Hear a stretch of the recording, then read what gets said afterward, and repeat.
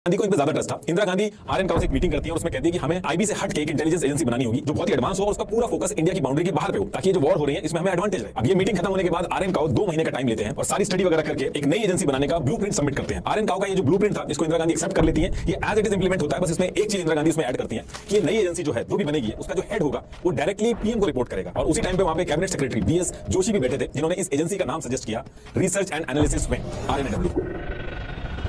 इसके बाद 21 सितंबर 1968 को आरएनएडब्ल्यू बना दी जाती है। उस टाइम पे इसका बजट $20 मिलियन का था और इसका ऑफिस साउथ दिल्ली में रखा गया था। आज भी लोधी रोड न्यू दिल्ली में इनका हेड ऑफिस है। और आईबी जो थी वो आरएनएडब्ल्यू बनने के बाद उसको इंडिया की बाउंड्री के अंदर की चीजें संभालने का टास्क दिया गया। अब आईबी जो थी वो इंडिया के बाहर के जो ऑपरेशन थे उनको नहीं कर सकती थी। आरएनएडब्ल्यू जब बनाई गई थी तो आरएन काउ ने ये चीज मैंडेटरी कर दी थी कि कोई भी आरएनएडब्ल्यू का जो स्पाई होगा जो इंडिया की बाउंड्री के बाहर के ऑपरेशंस में इन्वॉल्व होगा तो उसका नाम आप किसी भी डॉक्यूमेंट पे, किसी भी रिपोर्ट पे या फिर पेपर के टुकड़े तक पे भी नहीं लिख सकते हो। आपको नाम याद रखना होगा। किसी भी डिपार्टमेंट के बाहर कोई ऑफिसर के नेम प्लेट नहीं होते थे और आरएनएडब्ल्यू में कोई डेजिग्नेशन नहीं होती थी। जो सीनियर ऑफिसर्स होते थे उनको सेक्रेटरी बोला जाता था और जो जूनियर ऑफिसर्स होते थे उनको अंडर सेक्रेटरी बोला जाता था। बस यही दो डेजिग्नेशन